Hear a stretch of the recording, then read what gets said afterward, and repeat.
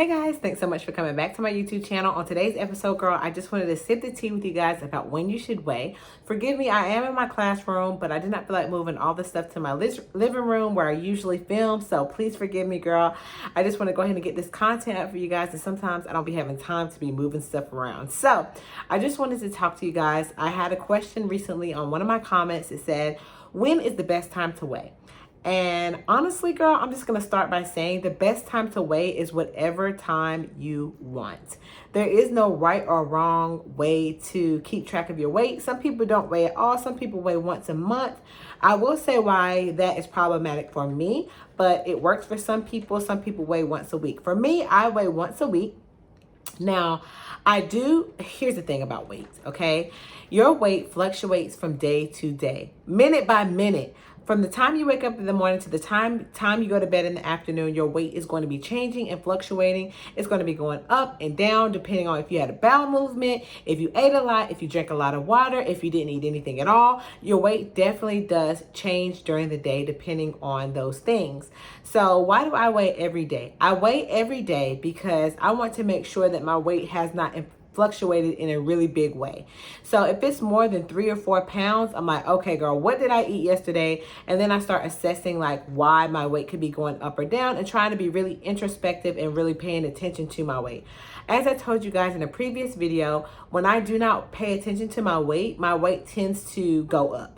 And I think that's the case for many people. When you're not paying attention to your weight can just keep going on that steady incline, and you're less likely to, for me, it helps me stay motivated to work out. It helps me stay motivated to stay on my diet plan, to say, okay, my weight is only up a pound or I'm down a pound. I'm right around that right range for a healthy weight loss journey. But say, for instance, if I were to wait a whole entire month, that is problematic for me because, as I said, when I ignore my weight, it tends to go up. I'm not as likely to work out on a daily basis. I'm not as likely to pay attention to my health goals, my water goals, and things like that. And as a result, my weight tends to climb. I weigh every single day, but I put my weight in my Weight Watchers calculator only once a week on Saturday, right before my cheat day. I do call it a cheat day because that's what I've always called it since high school. I had a friend that suggested that I call it a free day. And honestly, y'all know I don't play around with semantics. At the end of the day, it is what it is. If I want to call it a cheat day, I'll call it a cheat day. You call it a free day. Call it whatever you want, friend. But at the end of the day, it's a cheat day for me. I can't cheat on my husband, but I can cheat on my diet. And that's what I do. So I like to be a little bit devious. I like to ride on the dangerous side. So I'm going to call it a cheat day. And when I have my cheat day on Saturday, before I weigh in, before I have my cheat day, I go ahead and weigh in. And the reason why I do that is because I know that when I eat junk on Saturday, I'm going to end up gaining at least 2 or 3 pounds of water weight. That weight usually goes away after a couple of days. And it's not real weight. It's not real fat gain. It's just the extra sodium and things that you ate in that Whopper Jr. or those fries that you had are going to make your weight go up a little bit. And so I weigh in before that, and then I don't weigh in again really until like Wednesday. And that's when I see like kind of what my weight really is, and making sure I didn't overdo it on cheat day, making sure I didn't overdo it on the days that I kind of was more relaxed on my diet.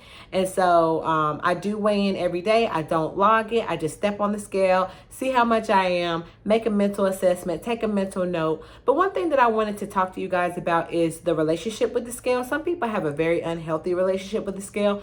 Weighing every day for you might be, it might cause you to be disappointed or feel disillusioned with your weight loss journey. You could step on the scale and be up a pound and be like, oh my God, I'm up a pound.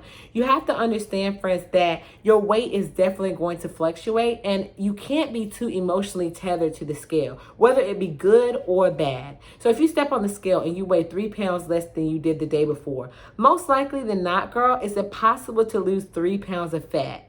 But you know that if I weigh in at the end of the week and I weighed in the Saturday prior and I'm 3 pounds down, okay, girl, now we're talking about real weight loss. I know that I worked out. I know that I put in the effort. I know that I was in a calorie deficit a calorie deficit throughout the week. And thus, I know that I really am down 3 pounds. But checking your weight every single day is kind of impossible to tell how much weight you really lost. It's really best to catch the average and be able to compare it to last Saturday's average or whatever day of the week that you choose.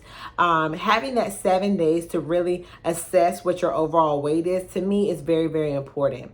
And then, like I said, just making sure that you're not too emotionally tethered to the scale. If you're down 3 pounds from yesterday, you should not be getting too excited about that, okay? Because at the end of the day, you don't know if that weight is just, you lost a lot of water. Maybe you did an hour workout. Try not to be too emotionally attached to the scale. If you're up a pound, man. If you're down a pound, man. Don't be too emotionally attached. On the contrast, if you choose to weigh in every day and you step on the scale and you're up a pound, don't be pressed, because at the end of the day, that's not indicative of your weight loss at this point. You know what I mean? It goes both ways. Don't get too excited if you lose a lot in a day, and don't be too excited or too disappointed if you gain a pound in a day. That's how people get into trouble with their weight loss journey. They want to step on the scale every single day and it be going down, down, down, down, down. And then when it's not, it's like, I'm already up 3 pounds. I quit. I give up. It's too hard. I can't do it. Blah, blah, blah. And then you get in your own head. So as I have told you, friends, in the past, know thyself. Know thyself. If you know that you're a person that gets super duper disappointed in the scale, do not weigh every day. It's only going to discourage you from continuing to work out. It's only going to demotivate you from continuing to eat healthy. There are some people that step on the scale, they might be up a pound and be like, oh, I'm already up a pound. I'm getting ready to eat my Doritos. I'm getting ready to eat my Whopper Jr. with cheese. And they're so pressed, they never gave themselves a chance. Give yourself a fair shake at losing weight. I've had friends that have commented and say, this is my first week on Weight Watchers and, I'm down 5 pounds, but I don't want to get too excited about it. That's a really good way to think of it. But at the same time, rejoice, because, they're like, it's just water weight. But you don't know that. You don't know that. You've been in a calorie deficit for a week. You don't know how your body is responding.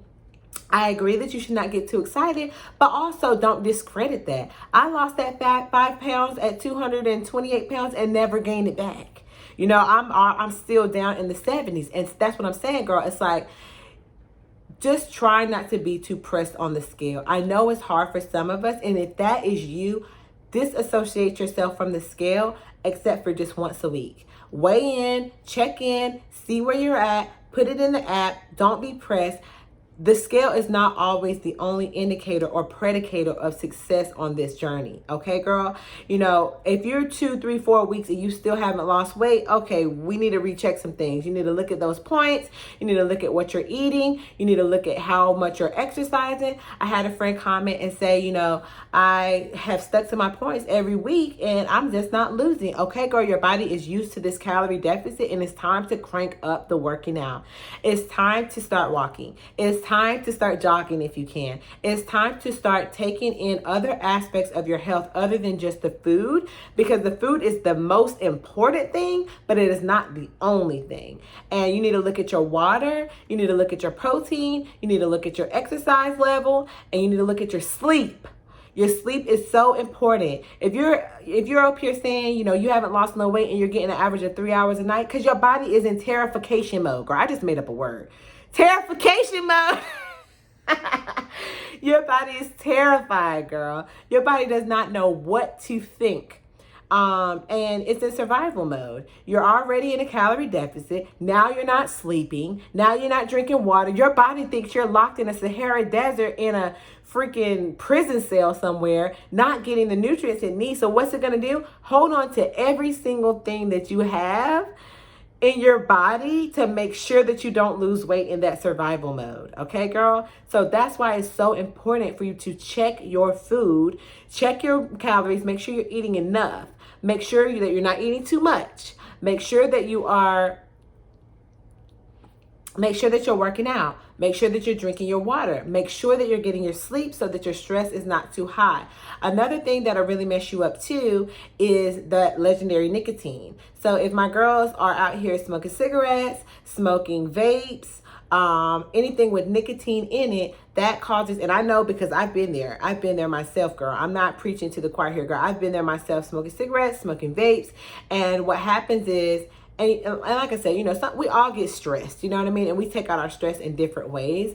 I am not an actual cigarette smoker, but I have picked up cigarettes in stressful times in my life. And I've noticed that during those times, I lose not zero weight. Why? Because that nicotine is causing your stress levels to go up. Your body is in stress mode. You think because you smoke a cigarette, you're calming down. But what's really happening is your blood pressure is rising, your cortisol levels are rising, and your fight or flight mode is kicking in. And so, therefore, your body, again, is in survival mode and it's not going to lose weight as easily as someone who doesn't smoke cigarettes. So that is, or vapes. So that is very, very important to note as well. Pay attention to what you're putting in your body. Pay attention to how you're moving your body, and you will see success on this. So I just want to have a little quick chit chat with you about when I weigh, how I weigh, so that way I can put this video up there and you guys can know once and for all. I do weigh every single day as a check-in, but I vlog my actual weight once per week. I hope this was helpful for you guys. If it was, please give it a thumbs up and don't forget to subscribe. And I will see you guys next time. Bye.